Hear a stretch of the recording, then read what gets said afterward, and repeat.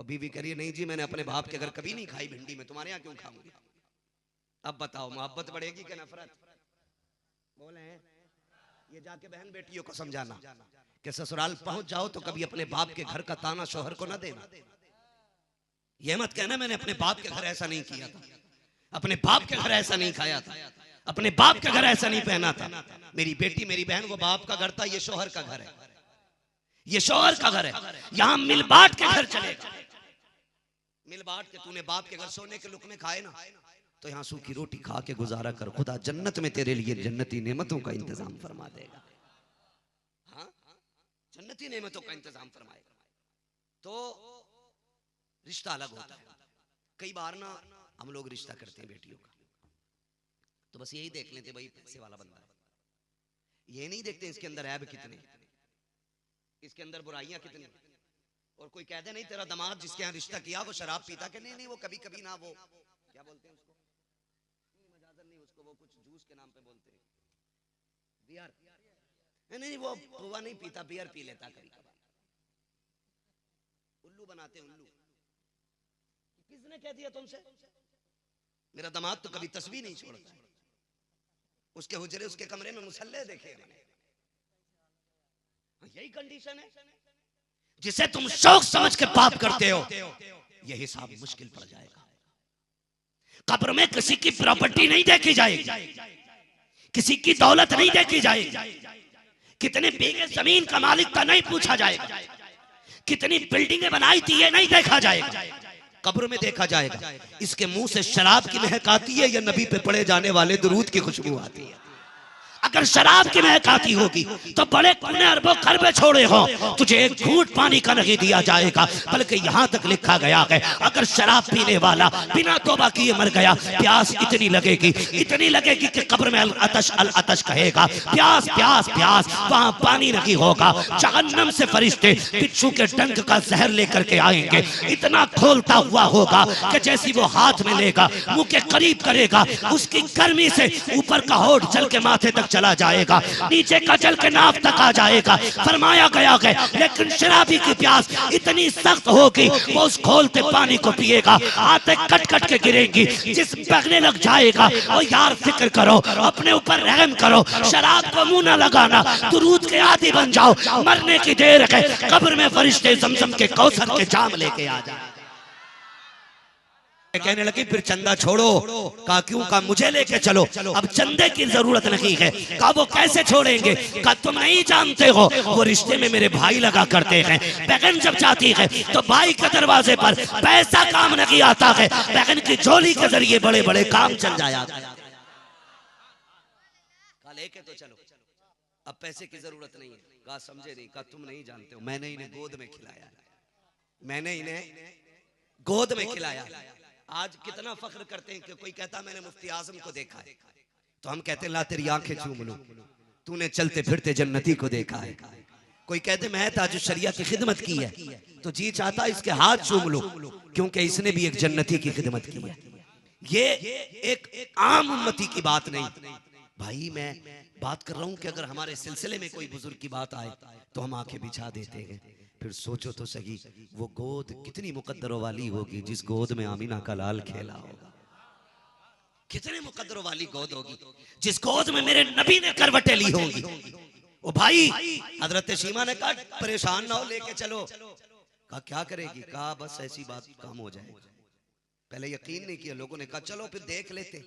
कहा देखो, बात बनी थी इज्जत पे हजरत शीमा की, शीमा की। कबीले वाले पीछे पीछे, हजरत शीमा आगे आगे। अब वो दौर नहीं था कि जो कोई भी आए पत्थर मार दे, कोई भी आए कांटा बिछा दे। अब कानून ये बन चुका था कि अगर महबूब से मुलाकात करनी है तो पहले गुस्ल करो, 2 रकात नमाज पढ़ो, फिर उसके बाद थोड़ी सी दौलत लेकर सदका करके फिर हुजूर की चौखट लगाओ, ताकि पता चल सके किसकी चौखट पे जा रहे। अब ये कानून बन गया था। अब कोई भी आकर के यूं ही नहीं देख सकता था। अब लोगों की उठने वाली नजरों पे भी पहरे थे। अगर बेअदब पल के भी उठती थी तो सहाबा सर कलम कर देते थे। वो कहते तुम नहीं जानते हो ये जाने जाना की बारगाह, लिमिट में रहो, ये महबूब दावर की बारगाह है। हजरत शीमा आगे आगे, काफले वाले पीछे पीछे। कहाँ है? कहा वो जहाँ पे खेमे लगे उसी एक खेमे में आमीना का लाल लेटा है। आ गई तो आपका तो वही देहाती अंदाज था, गांव वाला अंदाज। आप तेजी से चली आ रही है, हुजूर के खेमे में जाना चाहा, जो जानिसार खड़े थे तलवारें लगा दी। खबरदार देहाती औरत, तुझे पता है ये किसका खेमा है? ये उसका खेमा जिसकी चौखट पे जिब्रील भी इजाजत लेके अंदर आता है, अंदर नहीं जा सकती हो। आपने फरमाया खल्लू सबीली, मेरा रास्ता छोड़ो। जानते हो मैं कौन हूं? ये होता है बहन का मान अपने भाई पे। जानते हो कौन हूं मैं? सहाबा ने कहा कौन है? कहा मैं तुम्हारे नबी की बहन लगती हूं। इतने जुमलों का निकलना था, खुदा की कसम तलवारें तो तलवारें हया से पल के झुक गई, हया से पल के झुक गई। सिर्फ नाम आया था तुम्हारे नबी की बहन लगती, लेकिन सहाबा जानते थे हमारी नबी की कोई सगी बहन ही नहीं। कहा कैसे कहें कि तुम बहन हो, हमारे नबी की तो बहन ही कोई नहीं। कहा जाओ उनसे जाके पूछो कि आज वो आई है जिसने तुम्हें गोद में लेके कहा था अल्लाहुम्मा इब्क़िलना मुहम्मदा। एक सहाबी अंदर गए, या रसूल अल्लाह, कोई देहाती खातून है और वो कह रही है कि मैं आपकी बहन हूं। हुजूर आपकी तो कोई सगी बहन नहीं है। आका कहते हैं उससे कुछ निशानी पूछी तो सहाबी कहते हैं हाँ या रसूल अल्लाह, हमने कहा कुछ तो बता कैसे तेरे भाई हैं। कहा उसने कहा कि बस इतना जाके कह देना वो आई है जो गोद में लेके कहती थी अल्लाहुम्मा इब्क़िलना मुहम्मदा। जैसे इतना सुना कि मेरे नबी तेजी से अपनी जगह से उठे हैं कि नबुव्वत वाली चादर कंधे से सरक जाती है। आका के पास चादर संभालने का वक्त नहीं था, दौड़ लगा दी। कहा सहाबा आने दो, वो मेरी बहन लगती है। जब इतना कहा गया रास्ते खाली हो जाते हैं, उधर से बहन आ रही है, इधर से आका दौड़ के जा रहे हैं। खुदा की कसम रिश्तों को समझो तो सही। आका दौड़ करके गए, बहन का इस्तकबाल किया है, दौड़ के कलाई पकड़ी है। जब पहली निगाह पड़ी है, बहन की आंख में भी आंसू है, नबी की आंख में भी आंसू है। आका कह रहे हैं बहन कैसे आना हुआ है? कहा अकेली नहीं आई हो, कबीले वालों को साथ लाई हो। कहा सहाबा सबको आने दो, जो मेरी बहन के साथ आया है सबको इजाजत दे दी जाए। पीछे पीछे कबीले वाले हैं, आगे आगे हजरत शीमा है। आका कलाई पकड़ के कहते हैं बहन बता तो सही कैसे आने की जहमत की है, खबर भेजती होती मैं खुद चल के आ जाता। अल्लाह अकबर। हजरत शीमा कहती है भाई अकेले में बात करनी है। कहा क्या बात है? कहा राज की बात है। आका करीम ने तन्हाई इख्तियार की, हजरत शीमा का हाथ में हाथ है। हजरत शीमा हाथ छुड़ाने लगी, मेरे नबी ने हाथ छोड़ दिया। हजरत शीमा ने यूं दामन फैलाया, कहा भाई आज बहन दरवाजे पे सवाली बन के आई है, इतना सुनना था। हिचकी भर के मेरा नबी रोया। कहा बहन दामन छोड़ दे, जो कहना चाहती है खुल के कह। कहा इसलिए तन्हाई में कह रही हूं, अगर तू टाल भी देगा तो मेरे कबीले के सामने इज्जत रह जाएगी, कम से कम उनके सामने तो नहीं इज्जत जाएगी। इतना सुना, मेरे नबी ने फिर कुछ नहीं पूछा, हाथ पकड़ा। कहा जो भी बात होगी कबीले के सामने होगी। आका ने कबीले के सामने लाके बहन को मुजम्मिल वाली चादर पे बैठाया, खुद सामने दो जानू होके बैठ जाते हैं। कहते हैं बता क्या चाहिए? कहा सुना कि मेरे कबीले के फौजी आपने गिरफ्तार कर लिए हैं, भाई उन्हें आजाद कराने आई हूं। आज से पहले मेरे नबी ने जो भी काम किया था सहाबा के मशवरे से किया था, आज मशवरा नहीं ले रहे हैं। कहते हैं सहाबा जल्दी करो, जितने भी कैदी हैं मेरी बहन के कदमों पे लाके डाल दिए जाएं। आज मेरी बहन मेरे दरवाजे पे आई है, सारे कैदी लाके खड़े कर दिए गए। फरमाया बिलाल सुनो, तुम मेरे वजीर खजाना हो, देखो मेरे पास कितने पैसे हैं। 2000 दिरहम रखे थे, वो भी लाके बहन की गोद में डाल दिए। 1000 बकरियां दी हैं, उसके बाद एक यमनी हरीर की चादर थी बहन के सर पे रखी। कहा बहन और बता क्या चाहिए? अल्लाह अकबर। इतना कहते हैं बहन रोने लग जाती है। कहा भाई तूने इज्जत रख ली, ये बड़ा काम कर दिया है। अब बड़े फख्र के साथ जब हजरत शीमा जा रही है तो कबीले वाले गर्दन झुका के चल लगे हैं। हजरत शीमा फख्र से जा रही है, आका करीम रोते जा रहे हैं। बहन से रुखसती हो जाती है, होने के बाद वापस आए। सहाबा कहते हैं या रसूल अल्लाह ये कौन खातून थी, आज तक कोई काम बिना मशवरे के नहीं किया, आज इतना बड़ा फैसला। आका हम कुछ नहीं कहना चाहते, हमारी औकात भी क्या है, ये तो कैदियों का मसला है, हमारी जान पे भी आपका हक है। लेकिन पूछना चाहते हैं ये बाबरकत खातून कौन थी जिसके लिए आपने पूछना भी मुनासिब न समझा, और बहन की मर्जी पर आका ये कैसी बहन लगती है। मेरे नबी रोने लग जाते हैं। कहते सहाबा जानते हो जब सारी औरतें यतीम समझ के छोड़ आई थी तब हलीमा ने मुझे गोद में उठाया था। जानते हो जब सब ने यतीम समझने के बाद मुझे छोड़ा था तब सीमा की अम्मी लेके आई थी और कहा ये वो सीमा है जो मुझे गोद में खिलाया करती थी। सहाबा आज तक मुझे याद है कि एक दिन मेरी माँ ने ना मुझे जब से लेके गई थी, घर से निकलने नहीं दिया था। एक दिन यही सीमा आई और आके कहती है, अम्मी सारी लड़कियां बार बार कहती हैं सीमा तू भी तो अपना भाई लेकर के आ, देखे तो सही तेरा चांद कितना खूबसूरत है। मेरी माँ ले जाने की इजाजत नहीं देती थी। एक दिन जिद करके माँ के गले में हाथ डाला, मुझे लेकर के जाने लगी। मेरी माँ ने कहा था सीमा जल्दी लेके आ जाना, कहीं मेरे लाल को किसी की नजर न लग जाए। कहा जानते हो सहाबा, इस सीमा ने मुझे गोद में उठाया, ऊपर से अपनी चादर डाली और लेकर चौक में वहां खड़ी हो गई जहां पे सारी लड़कियां खड़ी थी। उसके बाद सब अपने अपने भाई दिखा रही हैं, देखो मेरा चांद कितना हसीन है, मेरा चांद कितना हसीन है, सब दिखा चुकी। उसके बाद कहा था सीमा अब तू भी तो दिखा तेरा चांद कितना हसीन है। जब सब दिखा चुकी, इसी सीमा ने मेरे चेहरे से कपड़ा हटाया। जिसने मेरा चेहरा देखा कर की तरफ तोड़ लगा दी। मेरी सीमा ने कहा था आओ जरा मिलाओ तो सही, अब किसका चांद कितना हसीन है। तो सबने कहा था सीमा जैसा तेरा चांद है वैसा किसी का चांद नहीं। अल्लाह, नारे तकबीर, नारे तकबीर, नारे रिसालत, नाराए हैदरी, नाराए हैदरी, मसलक आला हजरत। या अली, या अली, ताजो शरिया, ताजो शरिया। तो जो है सारे लोगों की। सहाबा कहते हैं आका इतना दे दिया।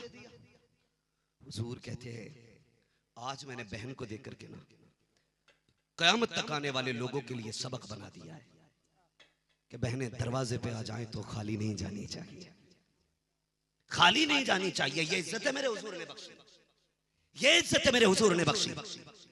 आज ना किसी, आज के बाद किसी दरवाजे से बहन बेटी खाली नहीं जानी चाहिए, नहीं जानी चाहिए किसी भी चौखट से। ये रिश्ते मेरे हुजूर ने इतने बाबरकत बनाए, इतने बाबरकत बना दिए। खुदा की कसम आप देखें बेटी क्या चीज होती है, समझने की कोशिश करें बेटियों को। तारीख में बड़े बड़े नाम आते हैं हुजूर के दुश्मनों के, यानी कि बड़े बड़े दुश्मनों के नाम आते हैं।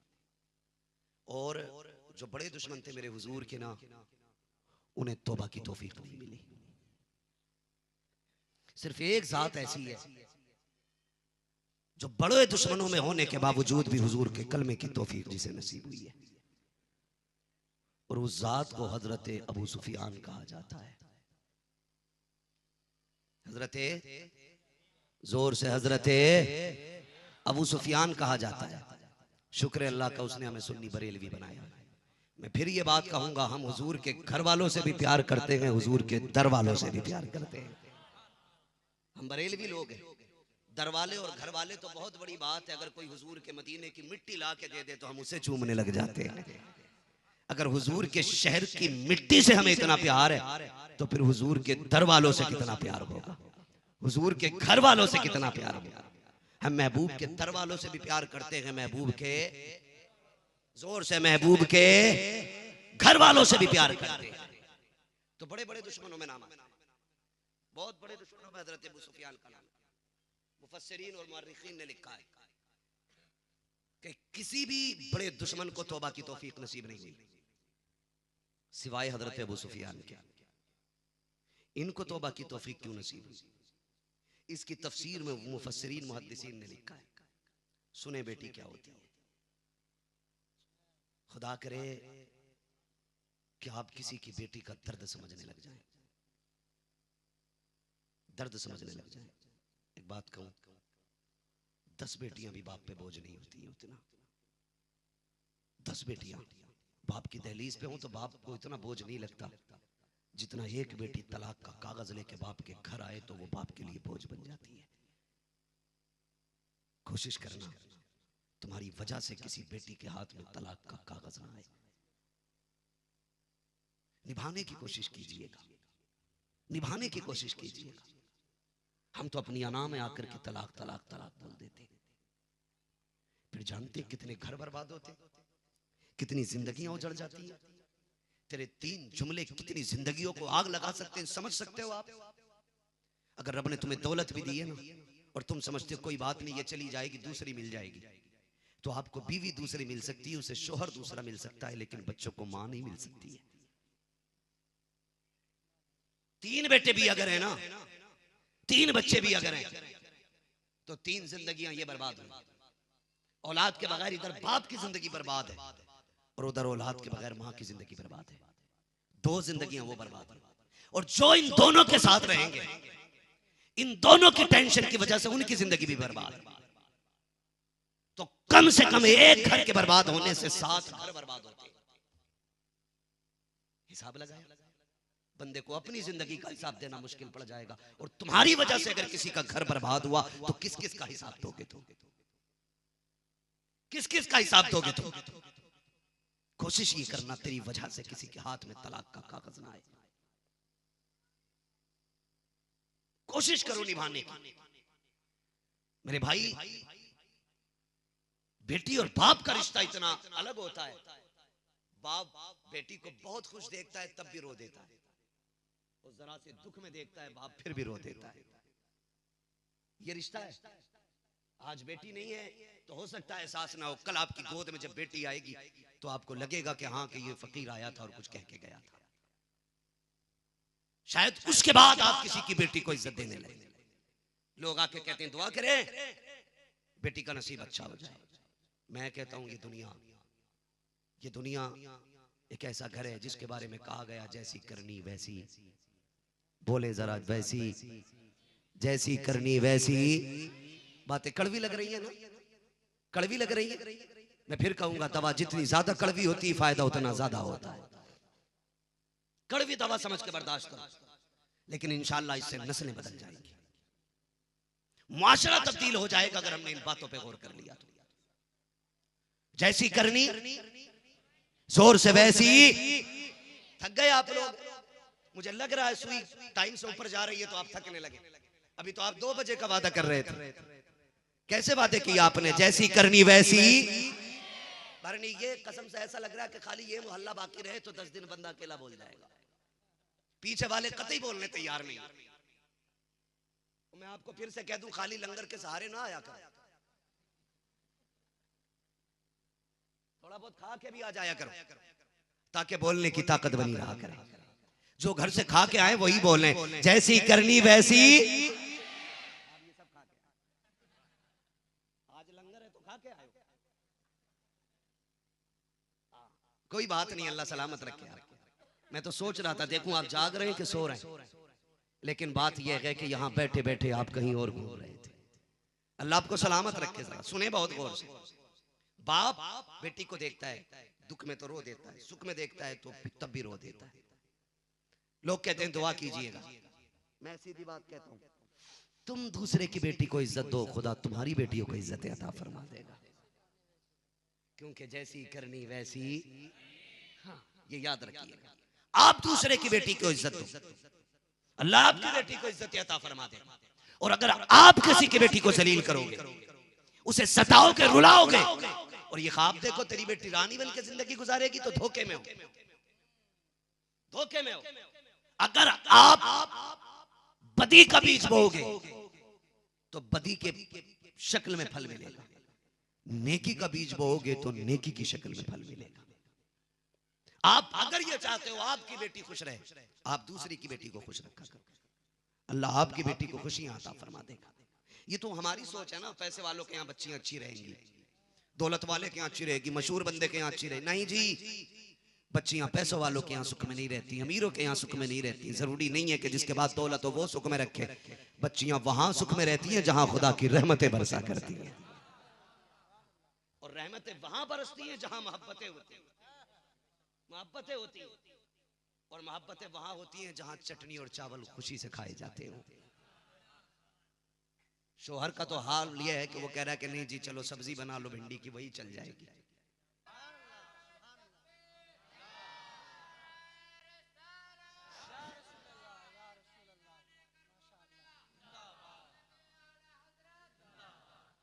सारे बैठे ना, जितने बैठे सारे हुसैनी है ना। जितने हुसैनी है जरा हाथ उठा के कह दे या हुसैन। खुदा की कसम, 2 तो उठ गए हैं, एक हाथ भी किसी का नीचे नहीं रहा। हम इतने पक्के हुसैनी, और हमारी नस्लें कुर्बान हो जाए आले पैगंबर पे। हाँ, हमारी नस्ल दर नस्ल कुर्बान आले पैगंबर की लगने वाली खाक के ऊपर।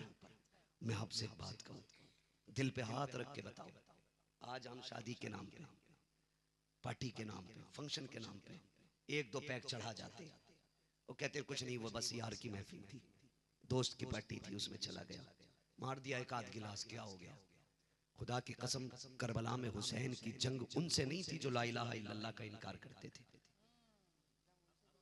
उनसे नहीं थी कि जो मोहम्मद रसूलुल्लाह नहीं पढ़ते थे।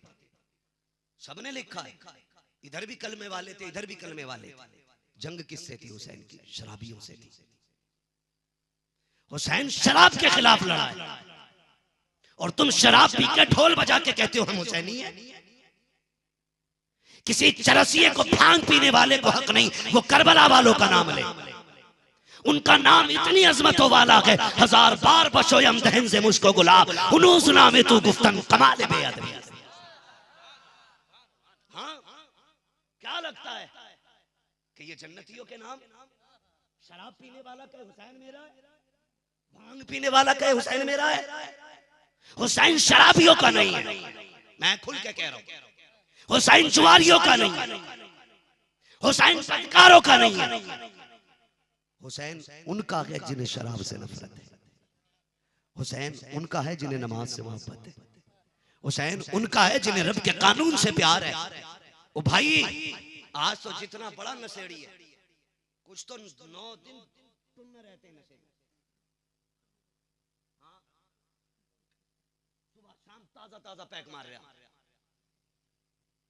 लोग कहते मलंग है। ओ भाई, तेरा मलंग किधर गया यार? वो अंधेरा ही भला था कि कदम राह पे थे, रोशनी लाई है मंजिल से बहुत दूर हमें। कह रहा मलंग है, इसे मलंग को कलमा भी याद नहीं।